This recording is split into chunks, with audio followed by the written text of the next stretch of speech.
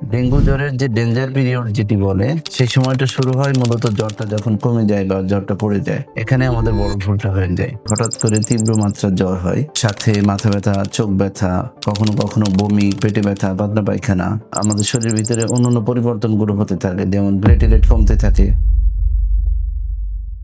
সম্মানিত দর্শক, আসসালামু আলাইকুম। আমি আজকে একটি বিষয় বলবো। এখন যেহেতু ডেঙ্গু জ্বর প্রচুর হচ্ছে এবং আমরা পাচ্ছি, এই ডেঙ্গুর কারণে দুঃখজনক ভাবে মৃত্যু ঘটছে। তো সেজন্য আমাদের খুব বেশি সতর্কতা দরকার, যেন আমাদের আত্মীয় স্বজন বা নিজের সে ধরনের কোনো বিপদ ঘটে না যায়। তো সেই জন্য যে সতর্কতা, সেটি হচ্ছে যে ডেঙ্গু প্রথম ধাপে যে আপনার ডেঙ্গু হয়েছে কিনা সেটি নিশ্চিত হওয়া। ডেঙ্গু জ্বরের যে লক্ষণগুলো সাধারণত হয় সেটি আপনারা সবাই জানেন। তারপরেও আমি যেটি বলবো যে ডেঙ্গু জ্বরের ধরনটা একটু ডিফারেন্ট। সেটি হচ্ছে হঠাৎ করে তীব্র মাত্রার জ্বর হয়, সাথে মাথা ব্যথা, চোখ ব্যথা, কখনো কখনো বমি, পেটে ব্যথা, পাতলা পায়খানা, এই ধরনের লক্ষণগুলো নিয়ে আসে। আর শরীরে অন্যান্য জায়গায় ব্যথা থাকতে পারে এবং জ্বরের মাত্রাটা শুরুতে বেশি থাকে, ধাপে ধাপে জ্বরের মাত্রাটা কিন্তু কমতে থাকে। কিন্তু আমাদের যে ভুলটি হয় সবসময় সেটি হচ্ছে যে যখন জ্বরটি কমে যায় তখন আমরা মনে করি যে রোগী বোধহয় ভালো হয়ে গিয়েছে। এখানে আমাদের বড় ভুলটা হয়ে যায়। ডেঙ্গু জ্বরের যে ডেঞ্জার পিরিয়ড যেটি বলে বা মারাত্মক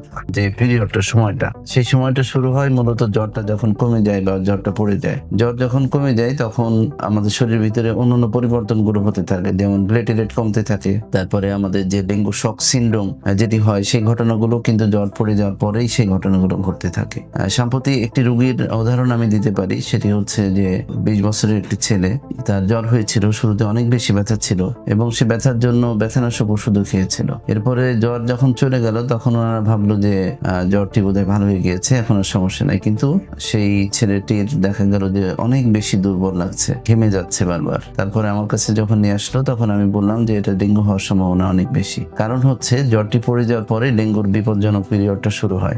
এরপরে পরীক্ষা করে দেখা গেল যে তার প্লেটলেটের মাত্রা 7000-এ নেমে গিয়েছে। সাথে সাথে ভর্তি করা হলো। ভর্তি করার পরে আমরা সাথে সাথে যে ব্যবস্থাগুলো নেওয়া প্রয়োজন সেগুলো আমরা নিলাম এবং ধাপে ধাপে 4 দিনের মাথায় পেশেন্টটি ভালো হয়ে গেল এবং বাসায় চলে গেল। তো ওই মুহূর্তে যদি পেশেন্টটি আমার কাছে না আসতো বা ডাক্তারের শরণাপন্ন না হতো, বাসায় থাকতো, তাহলে এই রোগীটার কিন্তু মৃত্যুর ঝুঁকি ছিল। তো এই জন্য বলবো যে যখন জ্বরটি পড়ে যাবে তখন আপনাদের আর একটু সতর্ক হওয়া দরকার। এবং সবচেয়ে গুরুত্বপূর্ণ হচ্ছে শুরুতেই ডেঙ্গু আছে কিনা।